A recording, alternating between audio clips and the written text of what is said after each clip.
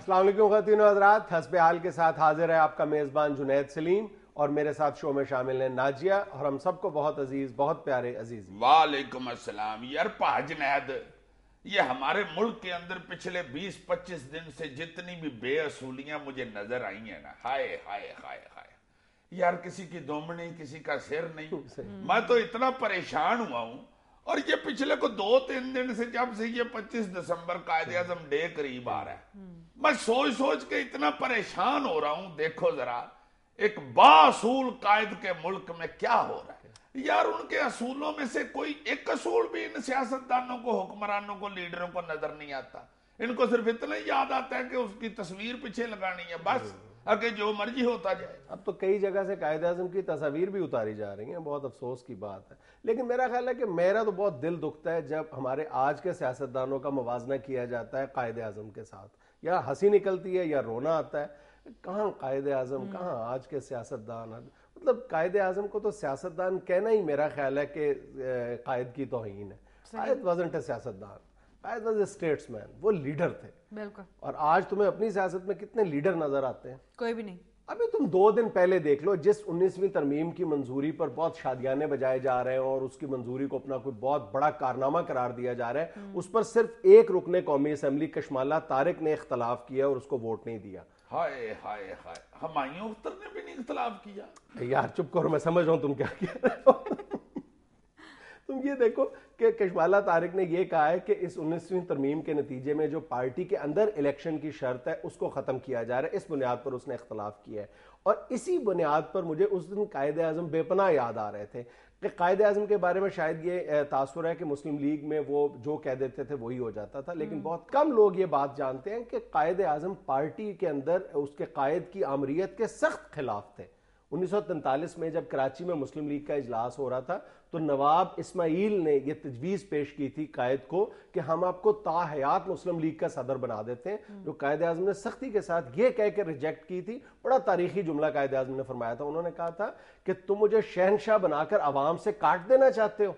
हाय हाय, आज तुम देख लो, हर पार्टी का जो हेड है वो इसी चक्कर में है कि किसी ना किसी तरह वो ताहयात पार्टी का सरबराह रहे। ये तो सारे होते हैं, अपनी औलादों में पहले तकसीम करते हैं, जब बच्चे सारे खत्म हो जाएं फिर बाहर कहीं देखते हैं कि कोई और भी है तो ले लो भाई। फिर बाहर किसको देते हैं? फिर बाहर देने वाला भी कोई आज तक कौन सा लीडर है जिसने अपनी फैमिली के बाहर किसी को क़यादत सौंपी है? यार ताए चाचे फूफियां मामे सारे बाहर ही होते हैं ना।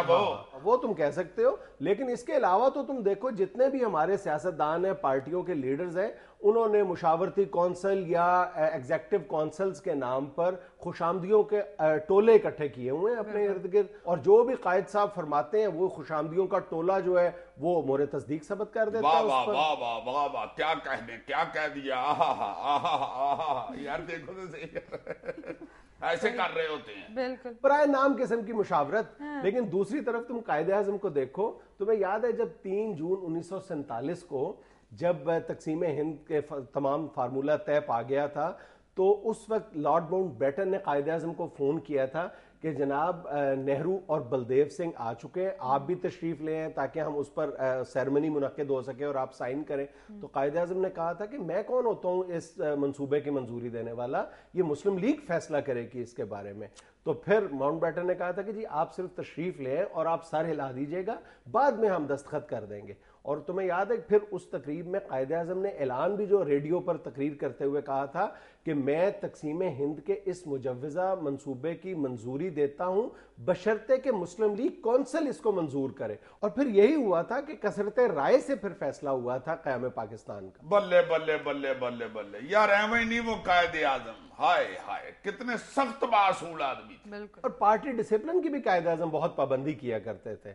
जो उनकी एनुअल मेंबरशिप जो रिन्यू हुआ करती थी, तो कायदे आज़म खुद अपने सेक्रेटरी को फोन करके बाकायदगी के साथ कहा करते थे, चंदा भी अदा किया करते थे, और मुकर्ररा तारीख जब आ जाती थी तो अपने सेक्रेटरी को फोन करके कहते थे कि मेरा फॉर्म लेके आओ, मैंने अपनी मेंबरशिप रिन्यू करनी है।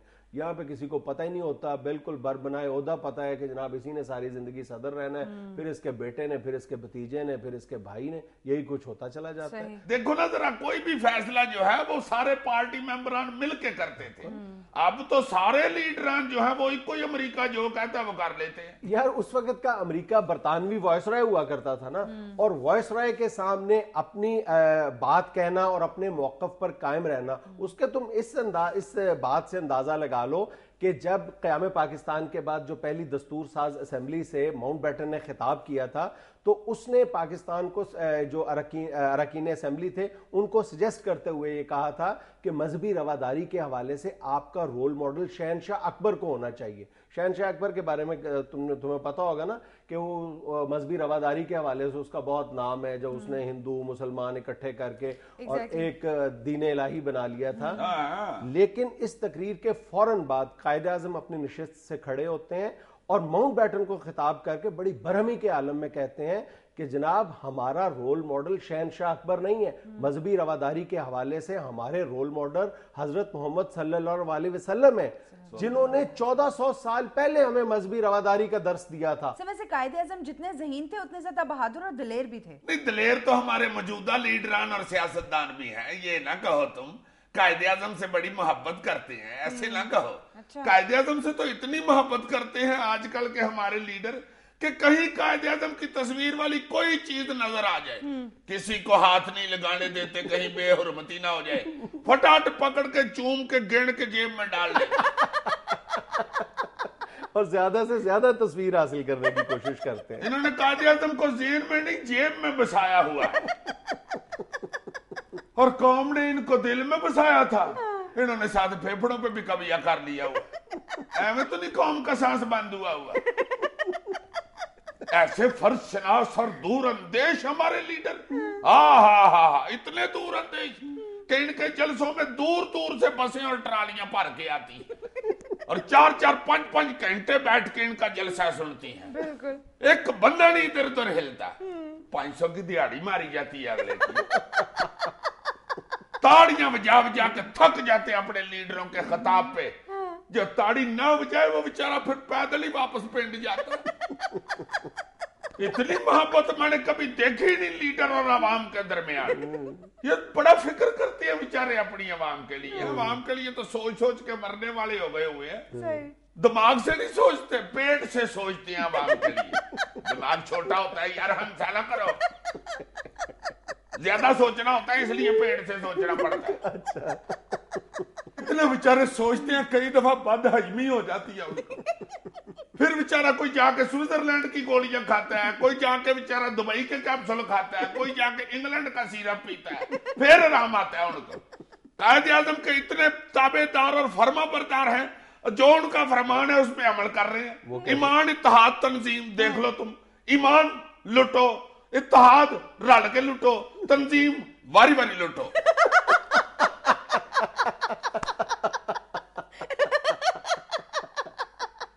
नाज़रीन, यहाँ हम लेना है कमर्शियल ब्रेक, हमारे साथ रहिएगा।